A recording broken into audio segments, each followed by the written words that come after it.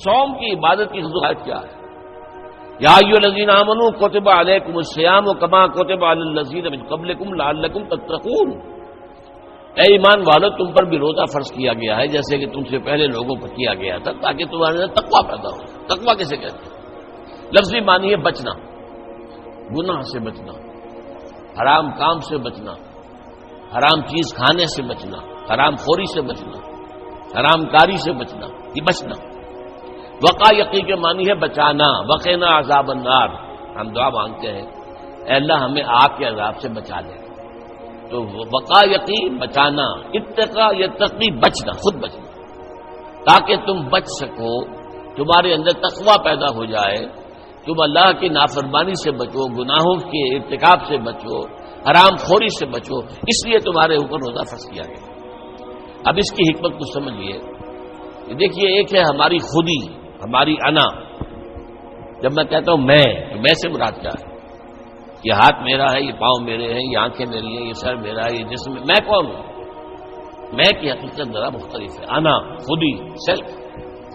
ایک ہے ہمارا حیوانی وجود، اس حیوانی وجود میں وہی سارے تقاضے موجود ہیں جو حیوانات کے اندر ہیں۔ ہر حیوان کھانا جو ہے اسے چاہیے، انسان کو بھی چاہیے۔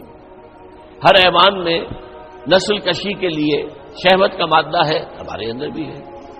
ہر حیوان کو کوئی نہ کوئی گھونسلہ ہو، کوئی بھٹ ہو، کوئی جگہ چاہیے رہنے کے لیے، آرام کرنے کے لیے، ہمیں بھی چاہیے۔ تو حیوانی تقاضے ہمارے جو ہمارے وجود کے اندر موجود ہیں، ان کے لیے کہا ہے، فرائڈ نے لفظ استعمال کیا ایڈیا لبیڈو۔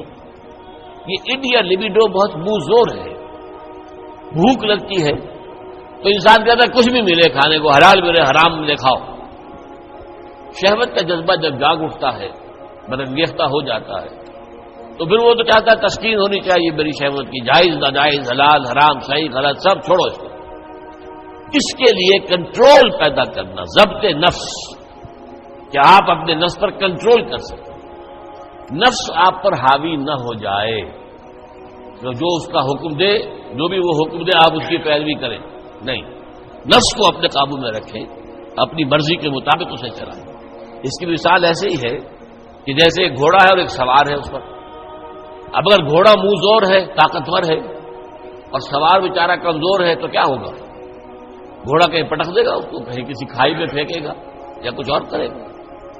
لیکن اگر سوار بھی طاقتور ہے اور اس نے گھوڑے کو دبایا ہوا اپنے دونوں رانوں کے درمیان، گھوڑا محسوس کر رہا ہے کہ میرے اوپر جو بیٹھا ہے وہ جاندار ہے، تو پھر ظاہر بات ہے کہ اب یہ گھوڑا سوار کی مرضی کے مطابق چلے گا، ذرا سا اشارہ ہوگا ادھر مڑ جائے گا۔ اسی طرح ہمارا یہ نفس ہے، یہ حیوانی وجود جو ہے یہ گھوڑے کے معنی میں ہے، اور ہماری انا یا ہماری خودی یا ہماری سیلف یہ اس پر سوار ہے۔ اگر سیلف کمزور ہے، گھوڑا طاقتور ہے، تو انسان کی ہلاکت، بربادی ہے، تباہی ہے۔ نفس حاکم ہو گیا، نفس سے ہمارا کہ ہم غلام بن گئے، تباہی اور بربادی ہوگی۔ ہاں اگر آپ کی انا مضبوط ہے، آپ کی خودی طاقتور ہے، آپ کی سیلف جو ہے اس کے اندر طاقت ہے، تو یہ حیوانی وجود اب آپ کے کام آئے گا۔ گھوڑا جیسے آپ کو آپ کی مرضی کے مطابق لے کر جائے گا، منزل تک پہنچائے گا، ایسے اس حیوانی وجود کو استعمال کر کے آپ نیکیاں کمائیں گے، خیرات حسنات، اللہ کو راضی کرنے کے لیے کام کریں گے۔ اس ہاتھ کو اسی کام کے لیے استعمال کریں گے، ان ٹانگوں کو اسی کام کے لیے استعمال کریں گے، اس زبان کو اسی کام کے لیے استعمال کریں گے۔ تو یہ ہے اگر آپ کا کنٹرول نفس پر ہے، اس کا نام ہے ضبط نفس۔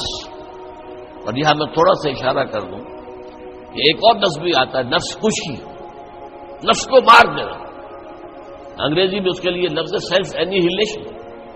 ایک ضبط نفس ہے سیلف کنٹرول، ایک نفس کشی ہے سیلف اینیہیلیشن۔ یہ سیلف اینیہیلیشن اسلام میں پسندیدہ نہیں ہے۔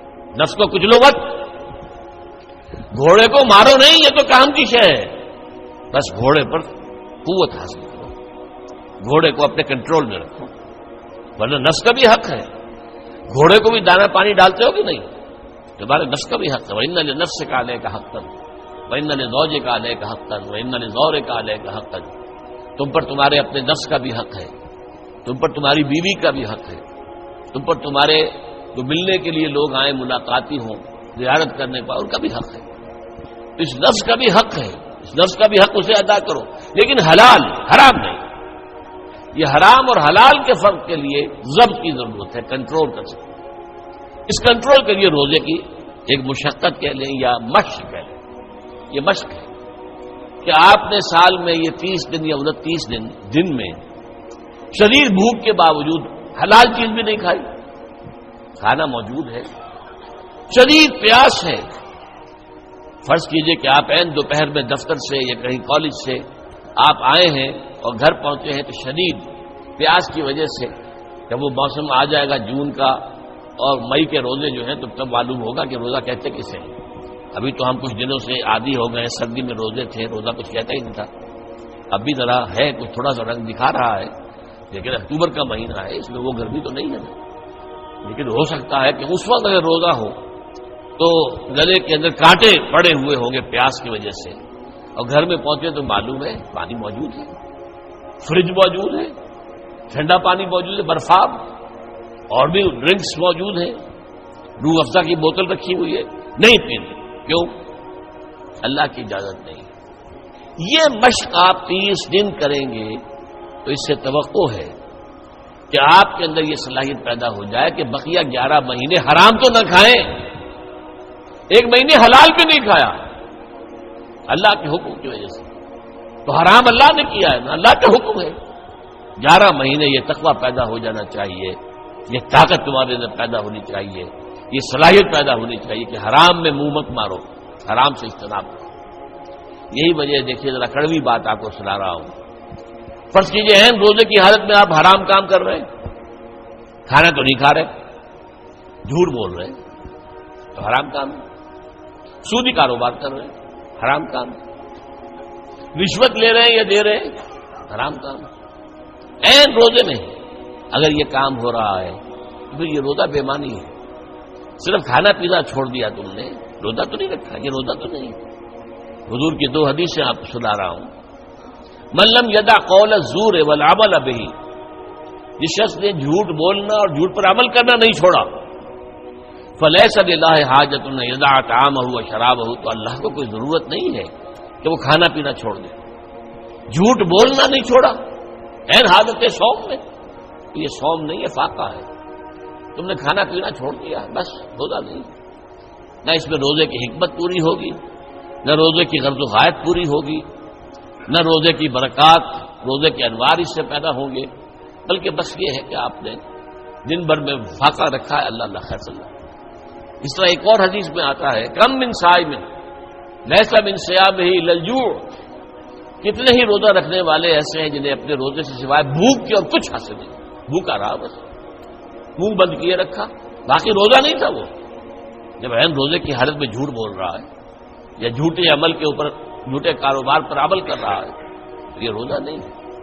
تو روزے میں کھانا اور پینا صرف یہ ترک کرنا نہیں ہے، بلکہ یہاں تک بھی آیا ہے کہ فرض کیجئے کہ کوئی شخص آپ سے جھگڑ رہا ہے، غالب کو روز پہ اتر آیا ہے، تم یہ کہو کہ بھائی میں اس وقت کچھ نہیں کہہ سکتا، میں روزے سے ہوں، میں اس وقت تمہاری بات پر جواب نہیں دے سکتا، میں روزے سے ہوں۔ یہ بھی گویا کہ روزے کے تقاضوں میں سے ہے، جھگڑا نہ کیا جائے، فساد نہ کیا جائے، لوگوں سے لڑا نہ جائے، گالم گلوچ نہ کی جائے، یہ بھی روزے کے تقاضوں میں سے ہے۔ تو روزہ رکھا جائے پورے آداب کے ساتھ تو اس سے تقویٰ پیدا ہوتا ہے، اس میں کوئی شک نہیں۔ تو یہ ہے گویا کہ اولین سطح پر روزے کی حکمت، یا ایھا الذین آمنوا کتب علیکم الصیام کما کتب علی الذین من قبلکم لعلکم تتقون۔